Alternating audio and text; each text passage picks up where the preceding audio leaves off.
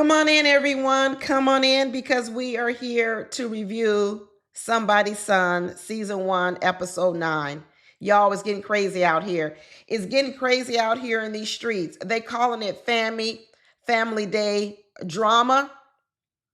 They really should be calling it Family Day trauma. Chad is unstable.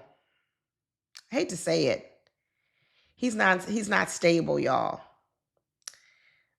He needs to stop dating and he needs to go resolve these issues with his mother, because let me tell you, the anger, you can see it. He's almost like a volcano just ready to erupt. Any little thing kind of sets him off. You know, we saw a little flare up this episode, and the way that he handles things, where he then recklessly does things to just sort of soothe himself. You understand what I'm saying? You can tell when Chad is getting rattled and he's uncomfortable and he's insecure. You can see all the insecurity down in Chad. And then when he does that, you can see what he does to try to soothe himself. Sometimes he gets angry, and then sometimes he's starting to do what he does now, is he tries to run to the bedroom of Jasmine so he can be comforted. And Jasmine is willing to be his little comfort blanket, his little emotional support person. And she don't even know what the hell is going on. Jasmine, you better get out, girl. This is bigger than what you think. This is deeper than what you think. This is more than just winning Chad. After you win him, you won't want him, because you're going to realize that he needs a lot of work. Yeah, there's a lot Chad needs to heal from. And I'm going to tell you over and over again, Miss Katina, it comes from the childhood. It comes from the childhood. You've got to go work that out. Miss Katina said on this episode she was so happy to be spending time with her son that she didn't even know that he drank black coffee. You don't really know no one if you don't even know how they like their coffee, or if they like coffee at all. Katina don't even know her son. You mean tell me y'all ain't never been to breakfast? He ain't never been over. You ain't never cooked them breakfast, nothing. You don't even know if your son drink coffee, like coffee. Does he even eat creamer? Does he like cheese on his tacos? Before you start pairing your son up with a woman, you need to know, does he like coffee or not? Black coffee or with creamer. I ain't saying you got to know his full-on Starbucks order. Macchiato, caramel, latte, venti, whatever. You ain't got to know the whole thing. But a simple thing like, do you drink coffee or not? Do you like it black or not? She don't know her son. She needs to spend some more time with her son. I don't get it. I can run down anyone that's close to me and I at least know, do they even drink coffee? Because I would know, because I done spent time with you and I would know whether or not you drink it or not. I would at least know that. Anyone. I'm talking anyone in your life, from mother, fathers, sisters, brothers, kids, friends, anyone that's close to you, that you are invested in and that you spend a significant amount of time with. I know, do they even drink coffee? Anyway, y'all, and then we got to talk about Lexi, who gaslit the hell out of, I don't know if it's gaslighting, but she flipped the script. I ain't gonna say gaslighting. She flipped the script on Joshua. You know what they say? You could tell more about a person by the way that they act in sort of like I don't want to call it crises, but a moment where I guess they call it a little drama, how they act. Then how you'll tell more about them in those moments than times when everything is going well. It's almost like if you ever in customer service, if you're in a customer service job, what you're taught is we're going to make mistakes. Things are going to go wrong, right? We can never be perfect. No one can ever be perfect. But the key to good customer service is, how do you recover when things go wrong? How do you recover with your client or your guest or whomever it does? How do you do that? And then also, you as a patron, how do you handle a situation do you fly off at the handle, start cussing everybody out when something goes wrong? Or do you at least are you gracious? Or do you allow them an opportunity to fix it? Or, how do you show up in the moment when you've been disappointed? That's the thing I'm saying. We all get disappointed. We all don't always get what we want. But how do you show up in those moments when things didn't go quite the way you wanted to do? Are you nasty? Do you got a bad attitude? You see? And that's why sometimes on dates, you hear a lot of men say, um, what I like to do when I take a woman out, this is what you hear men say, is I like to see how that woman reacts and how she treats the waiter or the waitress. And oftentimes when how she treats the waiter or waitress or server, I don't know what the politically correct term is anymore, hostess, when something goes wrong. When you ordered your steak um, medium and it came out well done. How do you handle the situation? What do you do? How do you graciously tell the person, hey, you know what? Hey, thank you for the steak. However, I did ask for it to be medium. This is quite well done. Or opposite, you wanted it well done. Some of y'all want your steak well done and it came out medium with a little bit of pink in it. And you're like, can you go put this back on the grill? And what you can tell from Lexi is she's a nasty person. We saw it when Martha was there. We saw what she was doing to Martha, how she was treating Martha, how she was talking about Martha, right? She was insecure the minute Martha walked in the room. She was insecure of all the ladies because she had 2 children. Remember, she wanted everybody to be quiet. Tamaris and everyone else, she wanted them to be quiet and not bring up the fact that they didn't have no children, Tamaris and Chambrielle. Well, when she got sent home this time, there was the nastiness again. I agree with a lot of men. You can find out a lot about a woman and a man, because we saw Chad act up too. You can tell a lot about a person when things don't go quite the way they want it to go. How do they behave? Because this is what you're going to be dealing with in a relationship. Because in a relationship, in everyday life, something go wrong every day.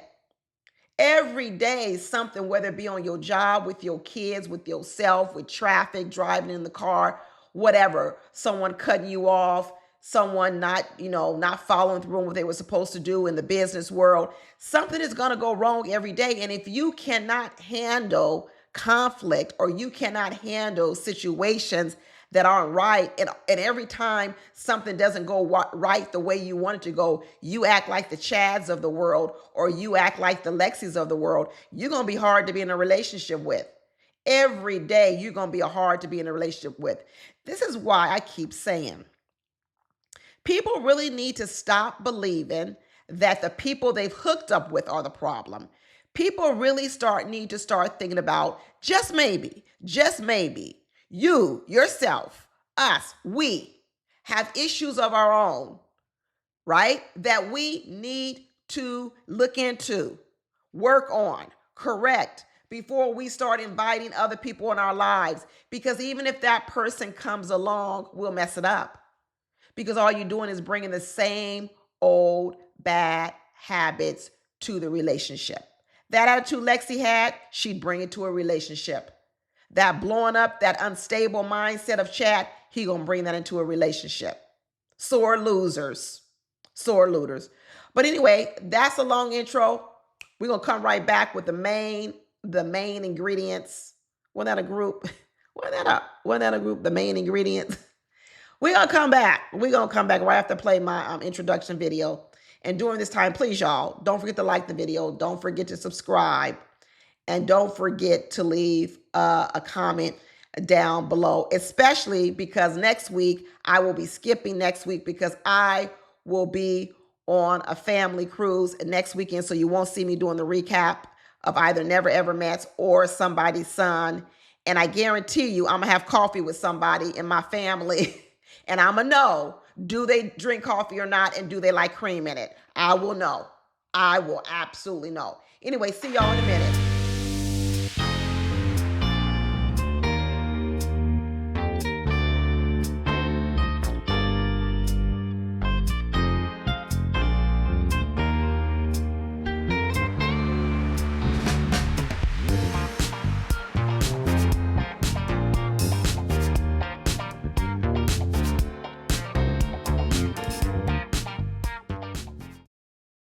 So we are back, y'all. We're back. Like I said, they're calling it family day drama.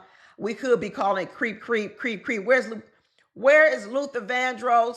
Creep. We could be calling it sore loser because Lexi was a sore loser. But we see Chad creeping out of Jasmine room at 6 o'clock in the morning. And then we got Paige downstairs making breakfast tacos. Normally, when a guy comes over and gets the good old cookie thing, you know, sometimes he'll wake up and cook you breakfast if it was good. If it was good, he'll wake up the next day and cook you breakfast. But Chad, he got it good. Chad got it good. He not only got the goods and the cookie from Jasmine, then when he woke up, he had Paige downstairs making him breakfast tacos. Paige said she loved cooking. She loves cooking, and that's her love language. And we find out later that Paige's love language is probably acts of service, but it's definitely not words of affirmation nor physical touch. Paige says, I love doing stuff, cooking. That's one of my fortes.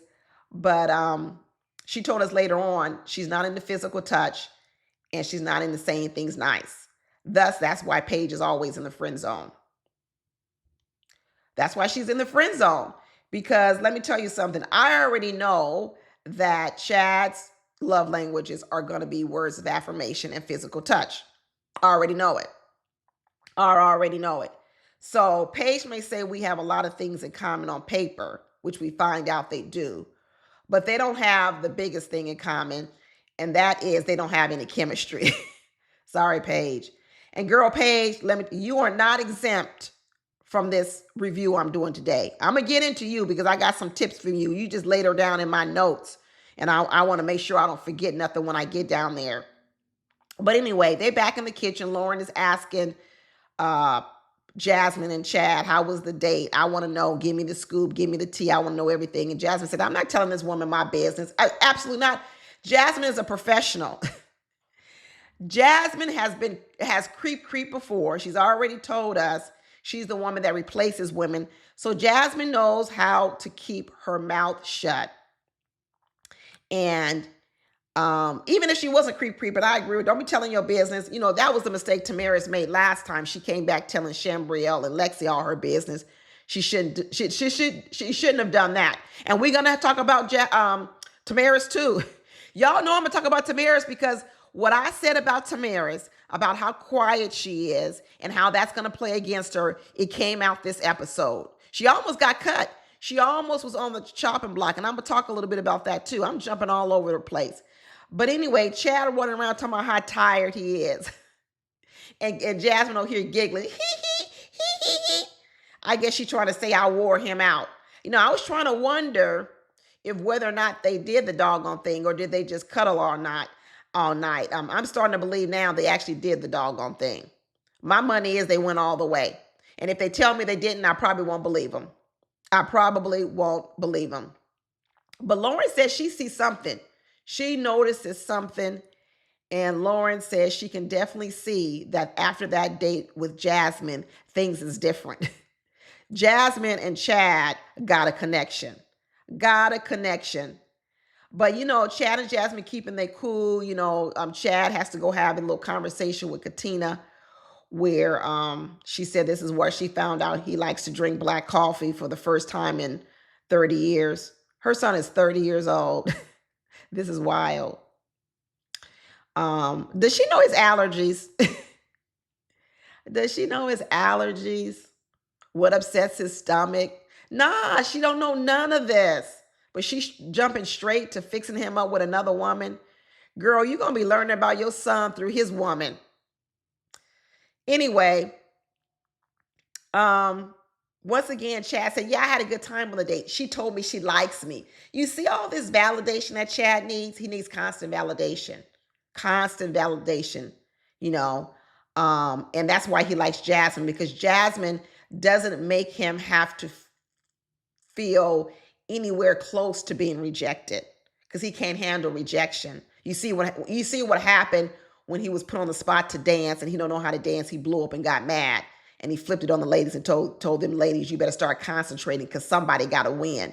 You better start concentrating on making me feel good and not make yourself feel good, because somebody's got to win. That's what he was mad at.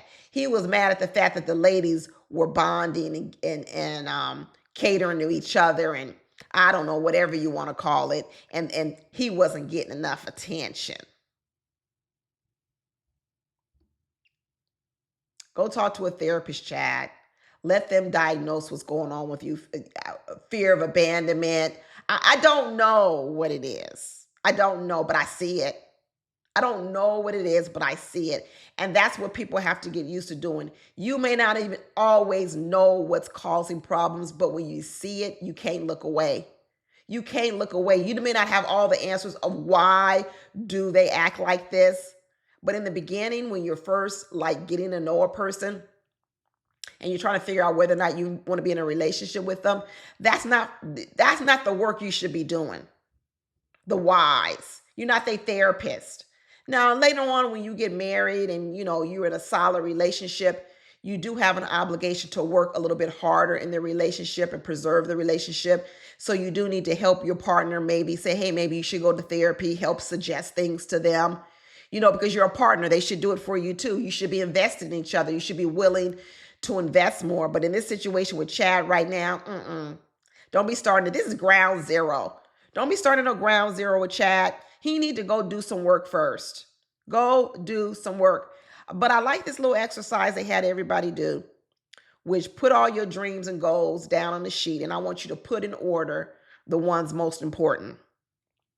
And Jasmine put most in order. She put God and faith first, health second, family third, career fourth, travel fifth, money and the children. I found it interesting that she put travel above money, and we know Jasmine ain't got no money. And children were last. So she had God, faith. God went with you in that bedroom where you just went. But anyway, health, family, career, travel, money, children. Jasmine sounds like the girl who want to be like a stay-at-home wife. I didn't say stay-at-home mother. I said stay-at-home wife. That's what she kind of striking me as. She trying to close this deal because Chad went around talking about he want to be the leader, protector, provider. And Jasmine is saying, that's what I want. I want a leader, protector, provider. And she says, I love to travel. And hopefully she wants to turn her traveling into a money-making venture. She want to open up a business and do it that way. And then children will be the last thing. She's like, I got to be healthy. I got to have a family. I got my career need to be popping. I need to have traveled everywhere I want to travel to. And I need to have a whole lot of money. And then I'll be willing to have some children. Girl, how old you going to be when you have children if all this got to come first? That's a lot to come first when you already, well, I don't know. Jasmine only 26. Of anyone, she got the most time. So maybe she going to get all this done in the next 3 years. She going to be healthy, bond with her family, get her career popping, do all the traveling she want, and then get enough money and then have children. What's your timeline? They should have said, put your dreams and goals and activities in order of most important. And then they should have had them add a timeline to it. Expected. That's what I be doing at work. Y'all know I'm an engineer managing these projects. Shoot. Don't tell me what you're going to do and tell me when you're going to do it. I don't need no open-ended promises. When is the due date? When is the deliverables going to happen? Because this is a long list, Jasmine. And I want to know, when would you deliver on these children, considering you want to be a stay-at-home person where your money is optional? I know Jasmine's money, she wants her money to be optional, not mandatory. I know she does. And then we got Lauren. Lauren is God and faith first, health second, family, career. So hers lined up exactly the same way with Jasmine in those first 4 buckets. But this is where they switched up. Lauren put money ahead of travel and children because Lauren was saying money gonna have to pay for these travels and these children. That's what she said. So I'm gonna need to put money ahead of travel. And then Paige came around and said, God, faith, health, And what Paige did was she put career third. I knew that. I knew Paige was going to put career third. And I also knew,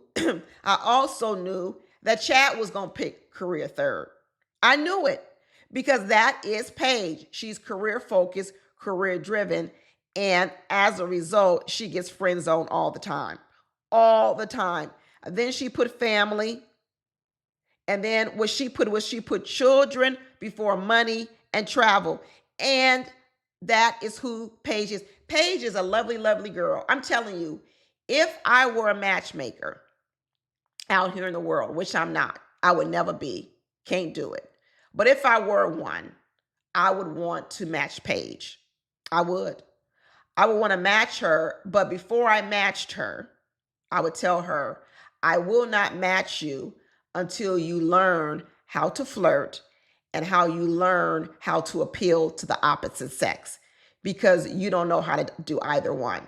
So I'm not going to put eligible men in front of you because they won't like you. They will admire you. They will respect you. They will think that you're pretty. But what you don't sort of bring out in a man is you don't bring out that part of a man that is his part of him that wants to sort of love on you, consume you. You bring out that part of a man that wants you as his business partner, that man who, if he wants to go to a football game, he can take you to the football game. You see what I'm saying? And there ain't nothing wrong. I always tell women, you need to be able to enjoy activities that your man enjoys too, just like he needs to enjoy activities that you enjoy. There needs to be like this nice blend, but there also needs to be activities you do by yourself. But oftentimes women never enjoy anything men like to do. So as such, they don't really spend time with their man too much, and vice versa. But Paige, I would have a stipulation. If I had like a contract, a dating matchup, you would have to go through a whole, you would need to do some prerequisites. You couldn't just jump to matchmaking because you don't know how to foster intimate, close relationships. And as she said, touching and feeling aren't her strong suits. They're really not her strong suits.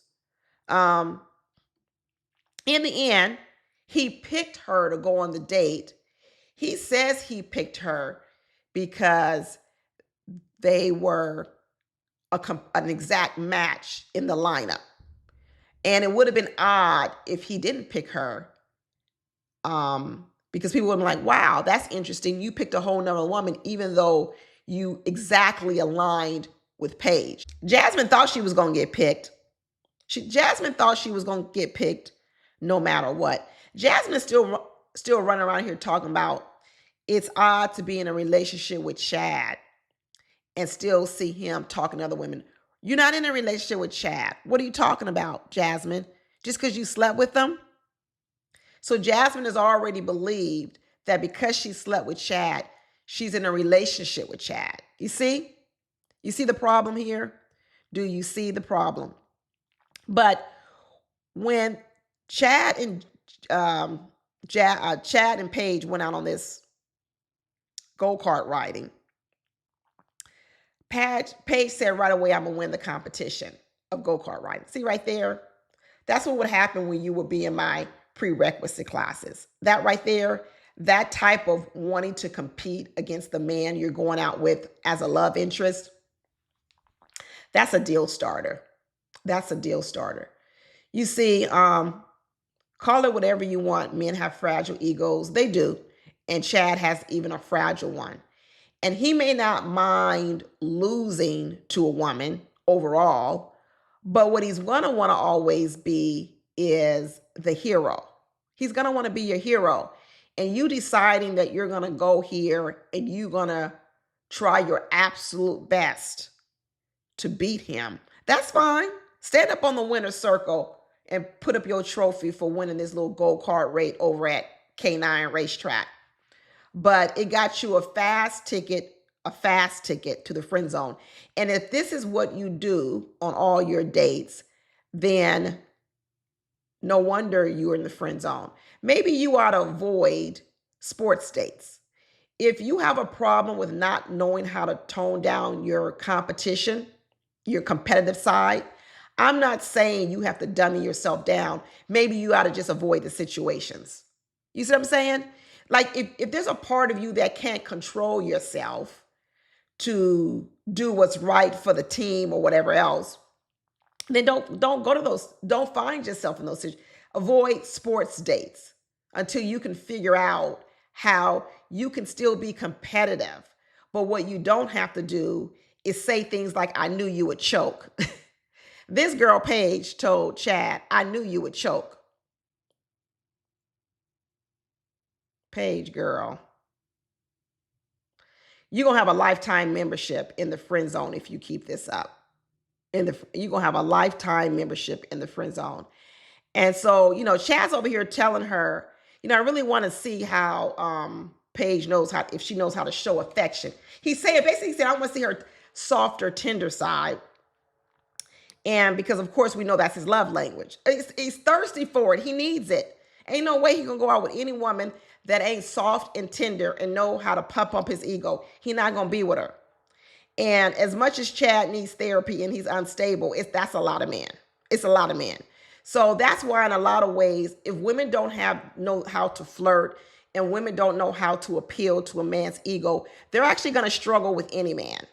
Some men are worse than others, but they're going to struggle almost with any man because every man wants it and needs it. Some, like Chad, may need it even more, but pretty much every man, you can't find me a man that don't need it. I won't believe it. I just won't believe it. And Paige ain't learned that yet. She need to go on. Paige, girl. Beautiful young lady. I'm telling you, I really do. I would really match her up, but she would have to go to a prerequisite class. Class says plural. Probably, she would probably need like a whole 6 months before I would even allow her to date. If I was really her matchmaker, I said, no, I'm not setting you up on a date. You're gonna need at least 6 months of practice before you even go out on a date. So he says, what do you like about me? She says, I like that you're not easily swayed. And you know how to have fun. And then he was like, yeah, because I still don't know if you really like me or not. Here go Chad again with his insecurities. I don't really know if you like me or not. He said, yeah, because when we were doing that photo shoot, you came around and gave me a high five and not a hug. Another thing that gets you in the friend zone, high fives. Girl, stop it. Paige, stop it. Who gives a guy who he's interested in that she's interested in a high five? Friend zone. Oh my gosh. Don't nobody even got to put Paige in the friend zone. She put herself there. But then this is where Paige kind of threw me off. This is why I think she needs therapy too. So let me say, I'm going to put her in a 6-month prerequisite on learning how to flirt.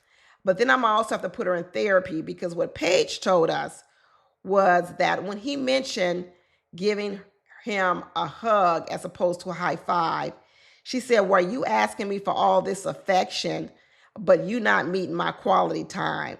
What, girl? That's considered affection to that degree?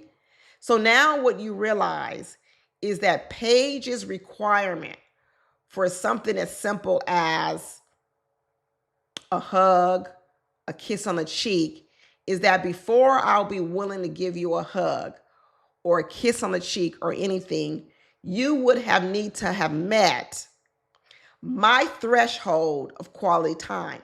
Very interesting, Paige. Very, very interesting. And what she was saying was that you want me to be affectionate to you, but you haven't shown me enough affection to know that I'm in the friend zone. Now, one thing I do know is I do know that he has not been giving her a lot of affection and time. So I do get her premise that what he was asking for, he was not dishing out himself. I actually agree with that. However, but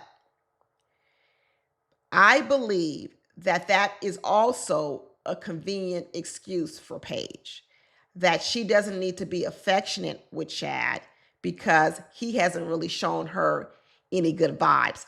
I agree. What Paige is then trying to say is, if he had been the person to show her that up front, she wouldn't have been giving him a high five at the photo shoot. I disagree. That I disagree. You see, two things can be true at the same time. It can be true that Chad was not really showing Paige a lot of play. But it can also be true that Paige has mannerisms and things about herself that are often void of affection and closeness. You see, because I believe that Paige showed up first. Before Chad wasn't even giving her any play or affection, and he started turning his attention to the other women, I believe that Paige was already exhibiting behavior that was friend zone behavior and non-affectionate behavior. So although Paige has a point now, here, right now, she does, a very valid point. The problem is, Paige, you started it. You started it because you don't know how to flirt. You don't know how, that's just not natural to you. So what Paige can be doing out here in the streets is she can constantly be saying, the reason I don't warm up to guys like that early is because they're not showing me anything and I'm not going to be the one to do it. But what Paige's real issue is, she holds back a lot too much.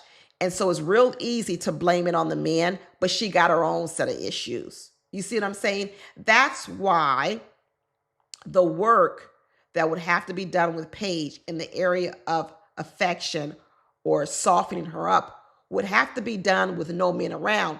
Because the minute you bring a man around, what Paige will be able to see, well, I didn't do it because of the man. No. Because actually, that sort of sweetness, that sort of like affection, those type of things, you actually can learn some of those things outside of being in an intimate relationship with a man.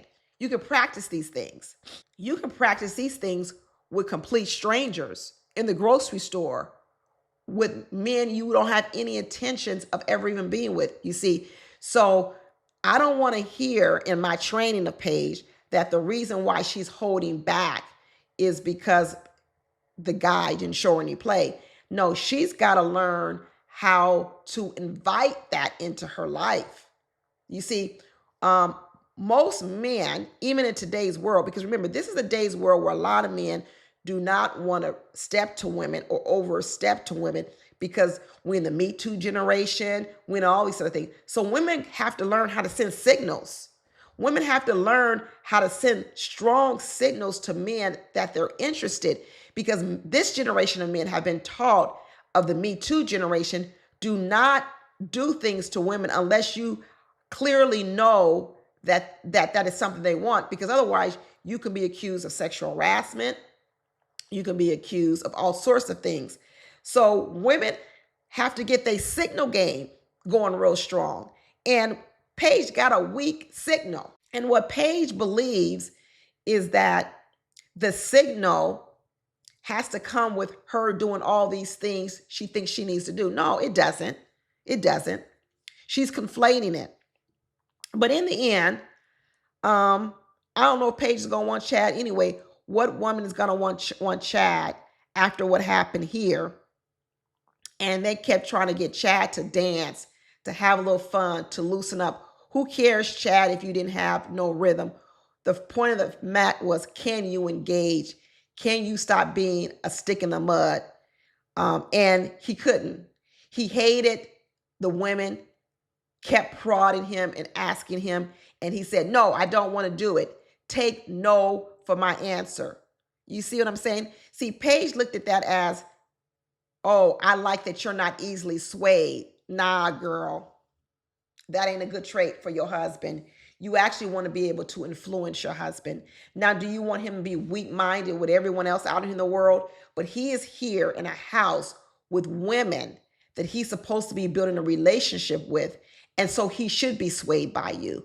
He should be willing to please you, even though it may be a bit of discomfort for himself. But what Chad said was, I'm not here to please you women when it's uncomfortable for me. See, right here, it's these little things. You ask Chad for something as simple as move his 2 feet from side to side, even if he did it only for 10 seconds, 20 seconds, a simple little ask of Chad, and he told all 3 of you no, because it wasn't what he wanted to do. This goes back to, why did Chad have to go live with his father from Miss Katina? Where did it start? How did it start? And how is he here now? Chad is hard-headed. Forget about he ain't easy. He's hard-headed. Maybe he didn't get along with his mama. I don't know. But it's a problem. It is a problem. And he's quick to anger. He is very, very quick to anger. Red flag warning. Then you have Paige go over there. And then Paige goes over there and asks him, are you okay? Is everything okay? And she says she went over there to give him a hug. A hug now when he's angry? Now you want to come give him a hug? Before you said you didn't want to give no affection and all this other kind of stuff. But now you want to go give him a hug, and he pushes her away. Boom, there it is. There it is. He said, I don't need all that. And Paige said she don't need all that. True. She said she trying to play it cool. But Paige says she a hothead too. Paige said that about herself. So there you go. I guess Paige and Chad are a lot alike. Not a lot of affection. And they both can get hot-headed. Horrible couple. Horrible couple. And then at the end, we see that what happens when Chad has a bad day. He's feeling not accepted by the ladies. He's not feeling coddled by the ladies. He's not feeling secure with the ladies. And he's upset. He's having a hard time. He goes right over there that night and climbs in the bed again with Jasmine so she can hold him. And he can use her to feel good about himself once again, and then wake up the next morning and go ask somebody else out. But the shit done hit the fan now. So I will be very surprised if Lawrence has any more interest in Chad, and very surprised if Paige does either. Very, very surprised. At this point, the only option Chad has is Jasmine. And we'll see how long that lasts, because Chad's a hothead. He needs therapy. But now we're going to move on to Joshua and Oma. And we find out this episode that Oma's going to have to pare these 3 ladies down to 2. And so to help her pare it down, we get Joshua's brother comes in town, his older brother. And he sound country. I know they Nigerian, but they definitely must have been born and raised in the United States, because Joshua's brother straight sound like he from the South. But they decide they're going to do a seafood boil. The women are going to make the sides. Tamaris is making the mac and cheese. Lexi's making the dirty rice. That's appropriate, Lexi, for you to be making some dirty rice. Chambrielle says she's a really good cook, but she ain't never made no potato salad.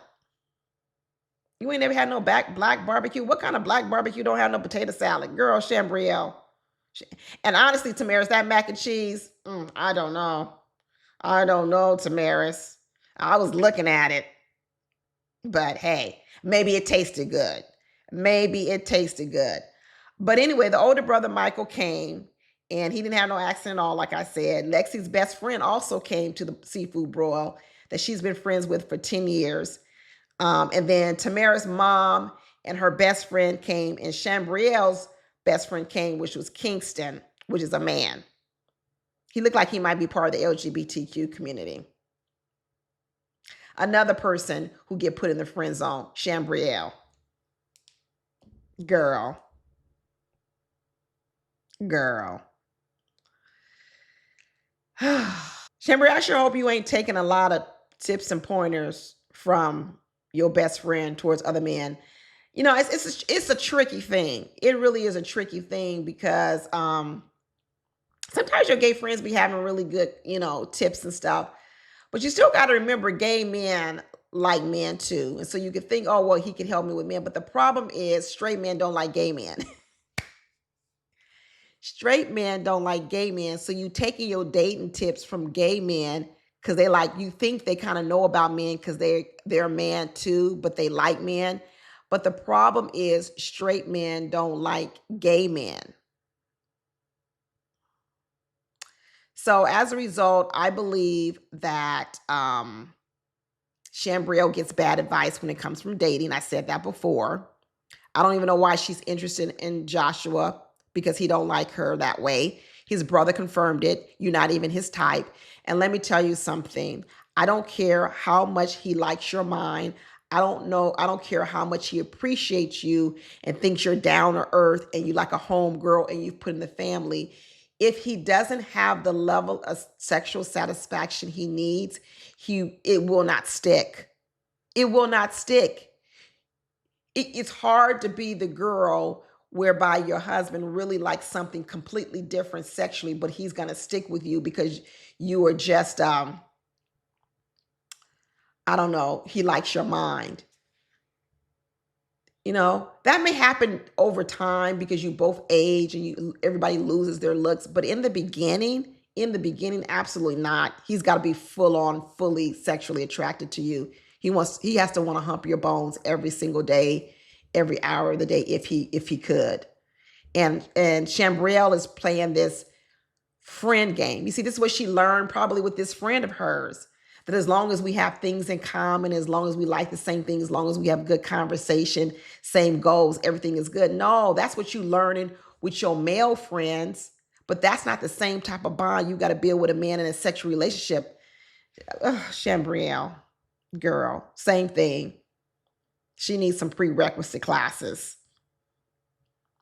Michael told the truth. Michael came up here and told the truth. He said, Chambrielle ain't your style. She ain't the one you normally go out with. And you can't be switching up what you physically attracted to. And he said, the girl with the two flags, the woman with the two flags, the red flags, the two kids, them kids, he called them, but how about them kids? It's a no-go too. A no-go. And they young kids too, 4 and 6. Young kids. And then he called Tamaris out correctly. He said, she got everything. It sounds good. But there's a whole lot missing. You see, that's who Tamaris is. I don't see anything, but even not in seeing anything, I also haven't been privy to see a lot. You see, that's Tamaris. She hides. Sometimes what's even more gets a person's mind is not what I see, but it's also what I don't see.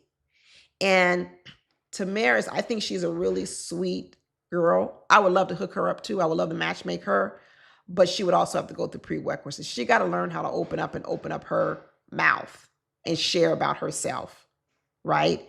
But Tamaris, she says, she's the type of girl that she's slow to start, but after she gets going, she will give you her whole rib and cater you and protect you. I believe it. I believe every bit of it, Tamaris. But the problem, Tamaris, is that slow to start is why you don't even get the job in the first place, and you end up having to accept jobs that really aren't suited for you. And when I say jobs, it's men. You see, because I don't really like Tamaris. I really do. But I could see how there will be a lot of men who they will be attracted to her physically, but her personality is way, way, way too guarded. Because listen, people don't want to open up to you if you don't want to open up to them. A woman showing her vulnerability is what can usher in a man's vulnerability. If a man can't see you vulnerable and see you cry and see you show softer sides, he can't do that to you. And because of that, he won't really feel like he could be himself with you or that you're a safe space, even though in the end, you probably might be the safest of spaces, right? So what happens is the type of guy you attract then is you attract that guy who doesn't really want to open up anyway. He doesn't want to open up. And so then as you become comfortable with him, Tamaris, you eventually open up. You give him your rib. But the problem is then you start wondering, well, why hasn't he done it? Well, he was never made to do it. You see, you thought he was just matching you, but really is because you couldn't do it initially. You were never able to vet whether or not he could be that guy. You see, Tamaris delays the part of getting to know the guy because she delays herself. You understand what I'm saying? When you delay yourself in your own progression, it allows the other person to be delayed. It's like matriculation through school. You basically keep yourself stuck in fourth grade for a long, long time. And then your partner just stays right where you are, right? And so then as a result, when you finally are ready to open up, now you fully attach, you all in it. And then you start to learn things about him and you realize, dang, this ain't even a good match. Well, that's your fault. You should have started to get to know a person on a deeper level, emotionally intimate, way sooner. So you spend too much time dating people, but you don't really know them. Tamara's probably the person who date people for 3-4 months and then barely know anything about them. And now she would, just like she did with Joshua. She don't ask no questions. She don't want to answer no questions. Just too much. All that closed offness is hurting her. It really is hurting her. And the brother called it right again. I agree with him. You know, that she got to learn how to open up her mouth. Now, Mama Oma said that she's too quiet for the family. That's what Mama Oma said. Mama says she's too quiet for family. I didn't really agree with Mama Oma. Mama Oma loves Shambrielle because Shambrielle knows how to have a good time, kiki with the mama, fit in with the family. But the problem is that is not what the son is attracted to. You understand what I'm saying? That's not what he's attracted to. So Shambrielle can go around and be best friends with the mama. She can be best friends with her male friends. Shambrielle is best friends with all the wrong people. She's appealing to all the wrong people. Men who she'll never be in an intimate relationship. Mamas of men who don't want her. Girl. Shambrielle make a good girlfriend, though. I know she does. I know she got some good girlfriends. I know she really, really does. But in the end, Mama Oma chose Shambrielle to stay and Tamaris to stay. And even Tamaris is lacking a lot of self-confidence too. So when Tamaris says she's just quiet to be quiet, no, it's not, girl. You lack a lot of self-confidence. As beautiful as she is, she lacks a lot of confidence. And even when they were on the chalking blocks, Tamaris was like, I don't know if he's going to choose me or they're going to choose me. And then when they did choose me, I was so surprised I got chosen. Girl, you don't believe in yourself? You don't believe in yourself. That's why I know Tamaris is out here accepting leftovers. Crumbs. She ain't confident. She need to build up her confidence, know who she is, know her value, know her worth, stand on it, walk in it, talk in it, be in it, exude that confidence. She almost there though, but she got some work to do. I don't know where this came from, Tamaris. Her mama was really soft-spoken. Did you hear her mom? Her mom was really soft-spoken as well. But she said she was shocked. Shocked she got to stay. Shocked. I don't know, Tamaris. Why were you shocked? But the one who took the cake of all was Lexi. Lexi said, my mama said she got to go because my mama said, I don't want no baby daddy drama. No baby daddy drama. And Auntie Oma said it's going to be a problem. And I thought Josh was being very cordial to Lexi when he was walking her. I said, how you feeling? And Lexi said, I already have my bags packed. What you talking about, Lexi? Now here comes all this ego and all this bravado. And she basically was saying that if you didn't eliminate me, I was going to be steering you towards the other women anyway. And I hope you find your wife because I realize you ain't my husband. Girl, like I said, all this nasty attitude, there it is. It was out there when Martha was on. But you know what else was really, really interesting besides the sore loser mentality of Lexi? It was really interesting to see the reaction of Joshua, and I learned something about him too. Now, Joshua got really, really upset with the way that Lexi spoke to him. Now, some people might think, well, did he get upset because he cared about Lexi and her words really hit him hard because he cared about her? No, I don't think that. I think Joshua, as I just said about a lot of men, and him even more so, needs a lot of words of affirmation and a lot of attention and pumping up his ego. And when Lexi decided to step on his ego was fragile and got a little crushed. It was interesting to see how Lexi got in his head to the point that when he came back to the group, he was still so distracted by what Lexi said. And he was mad. He told her, get the hell out, get the F on. But the way that Lexi, in that just little bit of time, got into his head and threw him off like that, I thought, you're supposed to be a little bit more mentally tough than this, Joshua. You a whole football player. But it told me that he's very, very sensitive to criticism.